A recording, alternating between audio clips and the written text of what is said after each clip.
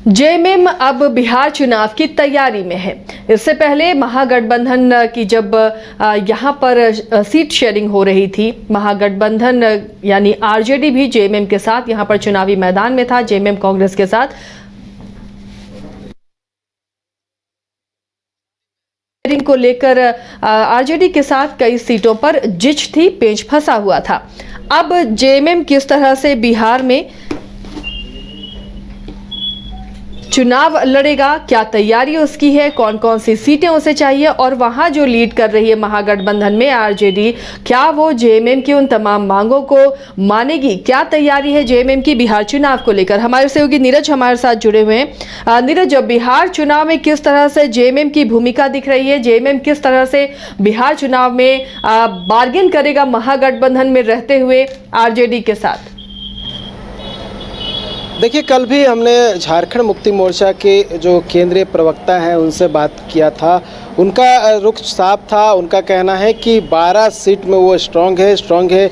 इसका मतलब ये कहना है इनडायरेक्टली रूप से कि वो 12 सीट चाहते हैं बिहार में, और उन्होंने साफ संदेश दिया है। और साफ संदेश गठबंधन को अगर हम ना कहें तो आरजेडी को है, क्योंकि आरजेडी सबसे अधिक सीटों पर बिहार में चुनाव लड़ती है गठबंधन के तहत। तो कहीं ना कहीं सीधा जो इशारा है और सीधा जो मैसेज है वो आरजेडी को दिया गया है कि झारखंड मुक्ति मोर्चा जो है वो 12 सीटों पर विधानसभा चुनाव लड़ना चाहती है बिहार में। और जो 12 सीटें हैं उसमें अगर आसिया बात करूँ तो तारापुर है, कटोरिया है, मनिहारी है, झाझा, बांका, धमदाहा, रामपुर, बनमनखी, जमालपुर, पीरपैंती और चकाई, ये ऐसी सीटें हैं जहां पर झारखंड मुक्ति मोर्चा का दावा है कि स्ट्रांग है, और यहां पर अगर वो अपने प्रत्याशी गठबंधन के तहत देते हैं तो वहां पर जीत भी हासिल कर सकते हैं। और इसी दावे को लेकर वो चाह रहे हैं कि गठबंधन के तहत जो है उन्हें 12 सीट मिलनी चाहिए,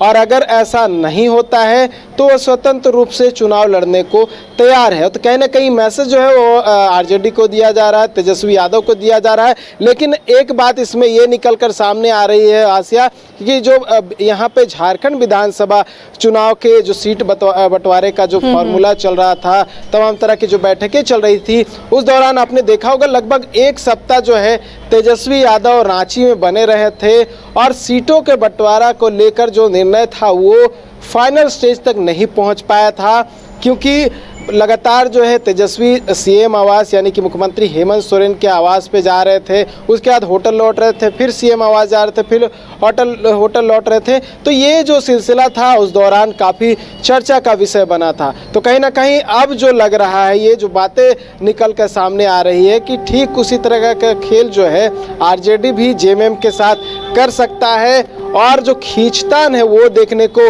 मिल सकती है दोनों जो पार्टियां हैं उनके बीच में। हालांकि अगर बात करें तो पिछले बार भी इस तरह की खींचतान देखने को मिली थी, जहां झारखंड मुक्ति मोर्चा ने पिछले बार 60 सीटों पर अपना दावा ठोका था, लेकिन गठबंधन के तहत एक भी सीट जो है उन्हें नहीं मिला था। लिहाजा 5 सीटों पर उन्हें अपने प्रत्याशियों को घोषणा जो है वो करनी पड़ी थी। और इस बार भी लग रहा है कि ये तकरार जो है सामने आ सकती है। और आपने पिछले बार देखा भी होगा कि झारखंड मुक्ति मोर्चा से जो तल्ख तेवर जो थे वो दिखाए गए थे। ये कहा गया था कि जो आरजेडी के एक विधायक है उनको उनके मंत्रिमंडल में जगह दी गई, मंत्री बनाया गया, लेकिन उन्हें एक भी सीट बिहार चुनाव में नहीं दिया गया। ठीक उसी प्रकार की बात जो है इस बार भी कहते हुए नजर आ रहे हैं कि आरजेडी को हमने यहाँ पे मजबूती जो है दिलाई है। पहले उनके एक विधायक हुआ करते थे, अब 4 विधायक है। तो ठीक उसी प्रकार जिस तरह से उन्होंने झारखंड में आरजेडी को मदद की है, उसी तरह से ये चाहते हैं कि जेएमएम को आरजेडी बिहार में मदद करे। तो ये तमाम बातें जो है जेएमएम की ओर से कही जा रही है। लेकिन एक जो एंगल हमने जो चर्चा की, इसमें ये कहा जा रहा है कि जिस तरह से जो माहौल जो उस समय देखने को मिला झारखंड चुनाव के दौरान आरजेडी और जेएमएम के बीच, क्या उसी तरह का जो एंगल है, उसी तरह का जो माहौल है वो बिहार चुनाव के दौरान जो है झारखंड मुक्ति मोर्चा और आरजेडी के बीच देखने को मिल सकता है। तो यही इसी बात को लेकर जो है कहीं ना कहीं तमाम तरह की बातें जो है कही जा रही है कि कितना जो है सीट मिल सकता है गठबंधन के तहत झारखंड मुक्ति मोर्चा को, क्योंकि कोऑर्डिनेशन कमेटी की जो लीड है वो तेजस्वी यादव कर रहे हैं और एक बैठक जो है फर्स्ट स्टेज की वो हो चुकी है, लेकिन उसमें झारखंड मुक्ति मोर्चा के किसी भी सदस्य जो है भाग नहीं लिए थे या फिर इनविटेशन जो है नहीं दिया गया था।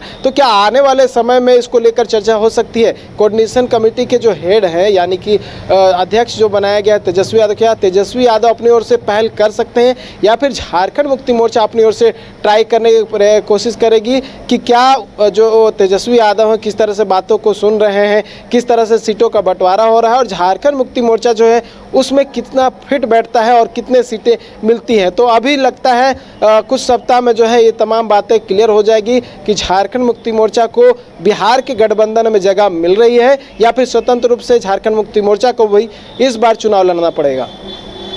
चलिए, शुक्रिया नीरज इस तमाम जानकारी के लिए। तो फिलहाल अब देखना है कि बिहार चुनाव में किस तरह जेएमएम अपनी दावेदारी पेश करती है और उसे आरजेडी की तरफ से क्या रिस्पांस मिलता है। कई सीटें हैं जहां पर जेएमएम को लगता है कि उसका वोट बैंक है, आदिवासी भी कई सीटों में है बिहार और झारखंड के जो सीमावर्ती इलाके हैं वहां पर। तो जेएमएम चाहेगी कि उन सीटों पर वो अपनी दावेदारी पेश करे, लेकिन क्या सहयोगी पार्टी जो वहाँ पर लीड पार्टी है आरजेडी, वो जेएमएम को सीट शेयरिंग के लिए या उसकी मनचाही सीट देने के लिए तैयार होती है या फिर झारखंड जैसा हाल होता है, कई जगह फ्रेंडली फाइट भी दिख सकती है। इस पर भी हमारी नजर होगी। आप देखते रहिए न्यूज़ 22 को। गोल जहां 27 वर्षों के सफर में 17,000 से भी अधिक छात्रों ने डॉक्टर एवं इंजीनियर बनकर भरे सफलता की ऊंची उड़ान, जहां साधारण छात्र भी असाधारण सफलता प्राप्त कर बना रहे इतिहास। दूरदर्शी शिक्षाविद श्री विपिन सिंह के मार्गदर्शन में मेडिकल एवं इंजीनियरिंग के लाखों छात्रों के लिए आशा की किरण के रूप में गोल्ड रिजल्ट फैक्ट्री